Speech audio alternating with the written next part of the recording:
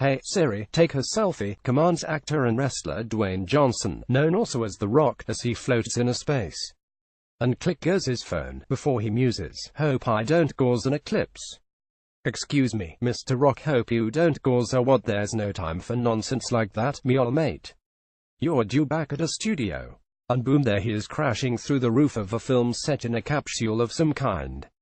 He steps out, poses and says, "This one is for Earth," and then plods on with his day, chatting casually with his dithering human assistant. All that's left of the director on the make-believe film shoot, meanwhile, is a bewildered Brit muttering cock-a-doodle-doo over and over again. Makes you wonder what Siri would do with a cock-a-doodle-doo, but I digress. The point here is the 2017 North American total solar eclipse. Siri's creators at Apple have niftily slipped it into an advert for the much-maligned artificially intelligent virtual assistant, Siri. They must have thought it was worth it. But is the eclipse that ad-worthy? Is it really at the forefront of every American's mind? It would seem so. The public excitement about the eclipse is the greatest for any space-related event since at least the first space shuttle launch, and possibly even the Apollo 11 moon landing nearly 50 years ago, says Matt Kaplan, host and producer of Planetary Radio at the Planetary Society in the U.S. A shared experience. Kaplan says the eclipse is an opportunity for people to get personally involved in something truly historic, a grand cosmic happening that we can experience and share on the emotional as well as an intellectual level. Solar eclipses in all the various forms make great photos. But Siri is unlikely to be able to produce anything like this. True, the eclipse promises to be an amazing cosmic event. It will cast a moon shadow right through the central U.S. on August 21st, creating a significant moment in science, all right. But how has it become such a huge cultural moment as well? Professor Roberta Garner, a sociologist at DePaul University in Chicago, agrees the eclipse is getting more attention than those in the past. Writers, says Garner, have referred to eclipses into the novels and scripts to make them seem dramatic, but the general public was not very involved.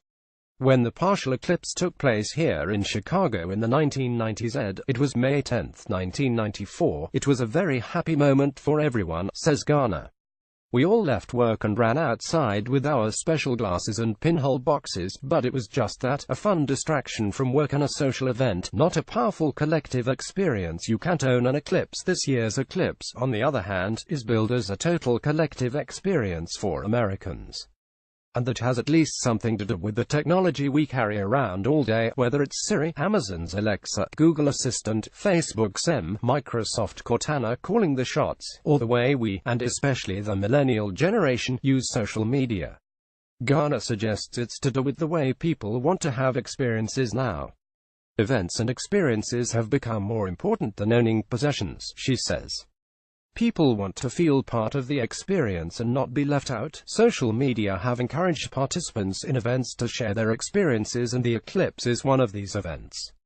And its very short duration fits well with our ever shorter attention spans, says Garner. But people are also more aware of science these days. Don't be the guy who missed out. Always make sure you get proper protective eyewear before observing an eclipse. More people have access to science education, and science is in the news a lot, often for contentious reasons.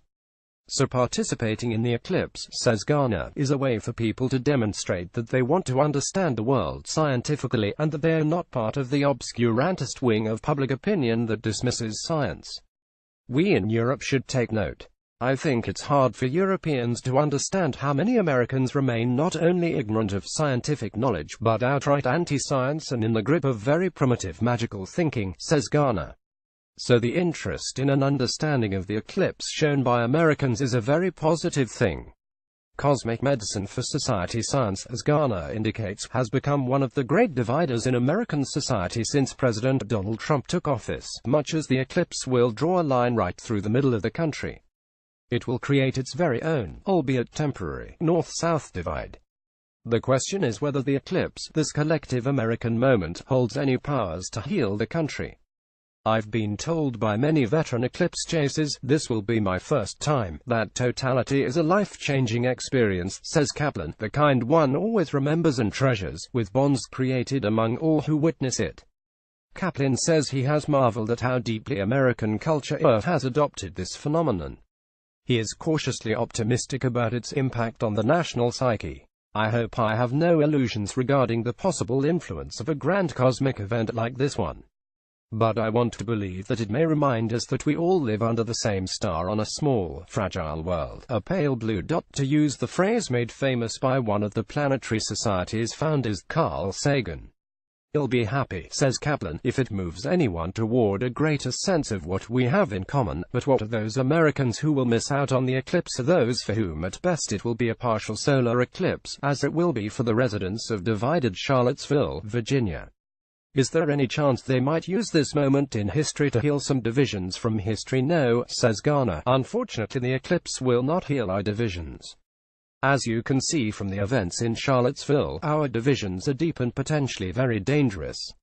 It will take more than an eclipse to heal them." So Siri, what do you say to that? All of Southeast Asia was treated to at least a partial eclipse on March 9th. Here in Singapore, an airplane crosses the sun's path just as a partial solar eclipse begins. But before we go any further, we'd like to add a reminder to always wear eye protection when viewing a solar eclipse, or any other solar event. If you forget, it can cause permanent eye damage. Here, a Malaysian schoolgirl does her best to balance the need for both protective and corrective vision while viewing a partial eclipse from Kuala Lumpur. Here's a place where the local environment might have provided glasses for you. Bangkok also caught a partial solar eclipse, but it was darkened through the ever-present haze in the Thai capital. Though the sky looks black in this picture from Manila, there was in fact plenty of daylight in the Philippine capital, which was also treated to a partial eclipse on Wednesday but not a total eclipse. This picture from Phnom Penh shows the eclipse at its maximum. Cambodia, as well as Myanmar, Vietnam, Thailand and Laos, saw just 50% of the sun covered by the moon. A total solar eclipse was witnessed only by those in Indonesia and in the Pacific. Then again, saying the eclipse was visible in Indonesia is a bit vague. Jakarta only experienced a partial eclipse and moderate levels of smog to boot. Unfortunately for the capital city, it was too far south of the eclipse's path. The total eclipse was visible to those in Sumatra, Borneo and Sulawesi, as well as on many other Indonesian islands. Generally, you either have to be very lucky to be in the path of a total solar eclipse, or you join an eclipse chaser club and travel there intentionally. That's because the swath of land that experiences totality is roughly 100 miles wide, 160 kilometers. The odds of it hitting you are very low. This picture was taken from a passenger ship just off Belitung Island in western Indonesia. One very lucky island, Ternate, was directly in the path of full totality. For the locals, this is an event that will occur once in a lifetime. With that in mind, many of the island's 200,000 inhabitants made sure not to miss it. Most made sure to bring the smartphones with them. With just 4 minutes of full totality, they had to be quick. Photography fans will note this picture itself as something of a solar eclipse homage to the World Press Photo of the year 2013. Some saw the celestial alignment as good reason to give thanks to the higher powers above. Here, Indonesian Muslims take to prayer at the Istiqlal Mosque during the partial solar eclipse in Jakarta.